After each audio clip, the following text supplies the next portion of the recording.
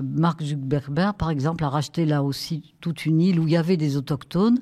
Donc il les a dédommagés, ils ont dû quitter l'île. Et là, il a fait construire une ferme bio qui garantit la nourriture bio sur 7 générations pour sa famille.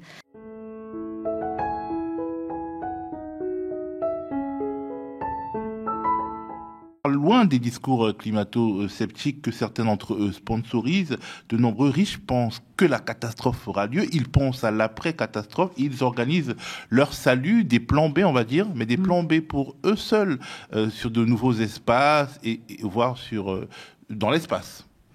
Exactement. Alors, pour nous, ce qu'il y a d'intéressant du fait qu'avec Michel, on a commencé à travailler il y a plus de 30 ans, 30, je sais pas combien d'années, enfin c'était 86, ben ça va bientôt faire 40 ans, sur cette classe au sommet des richesses et des pouvoirs. On a notre premier livre s'appelait Dans les beaux quartiers, parce qu'on a tout de suite travaillé sur l'entre-soi. Alors l'entre-soi géographique, c'est-à-dire une objectivation dans l'espace urbain de la lutte de classe, ils sont à part, et le séparatisme des riches est une constante chez eux qui se décline dans l'instant présent, mais qui se décline aussi par rapport au passé et par rapport au futur. C'est-à-dire qu'avec le système de dynastie familiale, c'est une construction sociale, hein, dynastie familiale, l'arbitraire de qui est le fondateur de la dynastie et quand ça va s'arrêter, tout ça, c'est des constructions sociales que la sociologie a justement pour objectif de dévoiler. Eh bien, ils ont toujours fait bande à part. Et là, si vous voulez, ce que j'ai essayé de montrer, c'est que le processus de séparatisme continue tout simplement. C'est simplement que ça prend des formes différentes compte tenu des inondations, des canicules, de toutes les conséquences du dérèglement climatique dont ils devront se protéger eux aussi. En achetant par exemple des îles ou alors en s'appropriant des espaces protégés, entre guillemets, de la catastrophe. Oui, c'est ça. Enfin, avec des îles, par exemple, je sais que pendant le confinement, Bernard Arnault est parti dans son île en jet privé aux îles Bahamas. Donc c'est une île dont il est propriétaire avec sa famille. Et puis ça peut être des refuges, des bunkers. Enfin, je détaille tout ça dans ce chapitre, notamment en Patagonie, où là il y a des terres très belles, enfin avec des lacs. Enfin, c'est des endroits magnifiques. Ça peut être en Nouvelle-Zélande parce que c'est un pays qui est assez sûr et puis on peut construire des choses en hauteur. C'est un ancien pays qui a été colonisé par la Grande-Bretagne et du coup il reste la tradition de la langue anglaise, en tout cas permet aux plus riches de pouvoir communiquer avec les populations locales. Et puis juste un peu au-dessus de la Nouvelle-Zélande, près d'Hawaï, Mark Zuckerberg par exemple a racheté là aussi toute une île où il y avait des autochtones. Donc il les a dédommagés, ils ont dû quitter l'île. Et là il a fait construire une ferme bio qui garantit la nourriture bio sur 7 générations pour sa famille.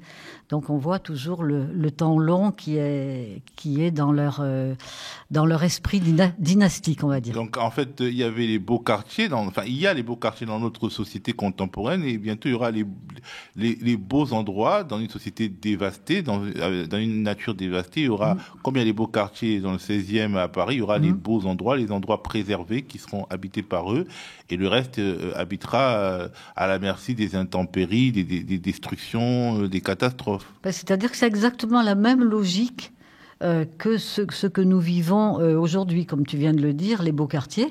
Alors, les beaux quartiers, par exemple, mettons que c'est le 92, avec notamment Neuilly-sur-Seine. Et puis, tu as Bobigny, Saint-Denis, qui sont à quelques kilomètres de Neuilly. C'est pas très loin, en région parisienne, c'est vite fait. Et où là, c'est un tout autre paysage urbain, c'est de tout autre...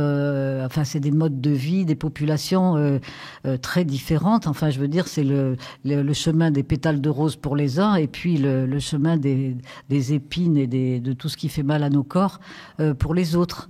Alors, la catastrophe climatique est également porteuse de périls alimentaires, et les ultra-riches, dans ce contexte, tu nous expliques qu'ils investissent dans des expériences agricoles, comme Xavier Niel, qui a créé le campus agricole Hectare, avec un incubateur de start-up qui devront construire et là je les cite, une agriculture régénératrice et relever les défis environnementaux, je les cite encore, générationnels et technologiques.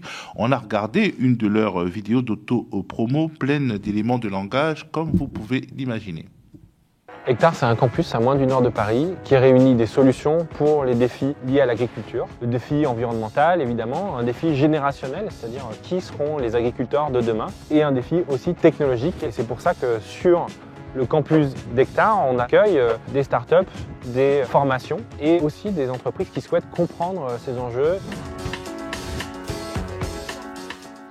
Alors voilà, c'est à la fois bucolique et technologique. Monique, tu t'es intéressée à la nouvelle passion verte de Xavier Niel et tu n'es pas convaincue.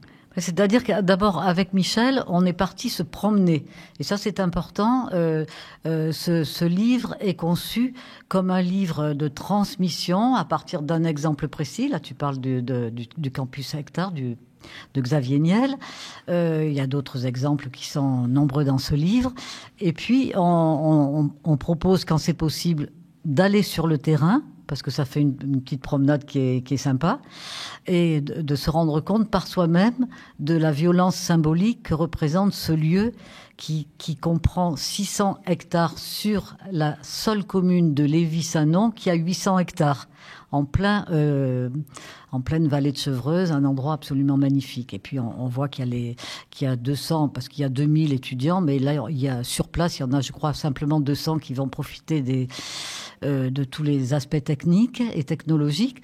Et donc voilà, c'est intéressant de voir Xavier Niel, qui est au cœur du système capitaliste, qui est le gendre même de Bernard Arnault, puisqu'il est le compagnon de Delphine Arnault, et qui fait partie vraiment des grandes fortunes, et puis que chaque année, sa fortune augmente dans le palmarès de Challenge. Comment ils envisagent le futur uniquement avec les lunettes et les intérêts du système capitaliste. C'est-à-dire, voilà, c'est la technologie du système capitaliste qui va nous sauver. Mais bien sûr que non. Notamment à produire des protéines produites par la technologie, donc pas par l'agriculteur lambda, mais par les entreprises spécialisées qui ont des brevets, etc. Oui. Et finalement, ce rêve de protéines fabriquées peut rejoindre le désir de manger moins carné, par exemple. Et on voit bien qu'il s'infiltre dans les interstices de nos propres aspirations écologiques. Oui, non, ça c'est vrai. Mais alors, c'est très malin. Ce que tu dis est juste. Et en même temps, il financiarise tout ce qui était du vivant. Il financiarise, il fabrique. Fabriquer le vivant, ouais, c'est assez fort. Ouais. Oui, il fabrique du vivant et il dépossède, si tu veux, les agriculteurs, les viticulteurs de toute leur culture, de tout leur savoir-faire, de tout ce qui était l'agriculture. C'est l'endroit du monde qui est le plus au cœur du vivant, puisqu'il y a les travailleurs, les animaux et la terre, enfin voilà.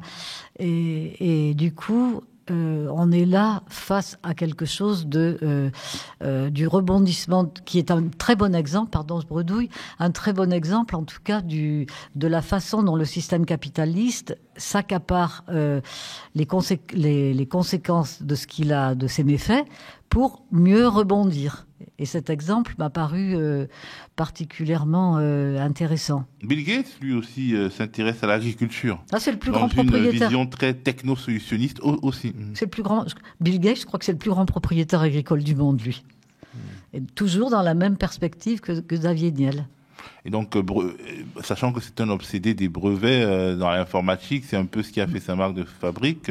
Breveter le vivant, ce serait, oui, une autre étape dans l'appropriation de tout. Absolument. Et là, il y a un livre que j'ai trouvé très intéressant d'une chercheuse qui s'appelle Hélène Torchman, aux éditions La Découverte, sur la croissance verte, où justement, elle montre que tout le vivant, notamment par exemple les forêts, font l'objet, sont financiarisés, font l'objet de titres de propriété qui rapportent de l'argent à leurs propriétaires.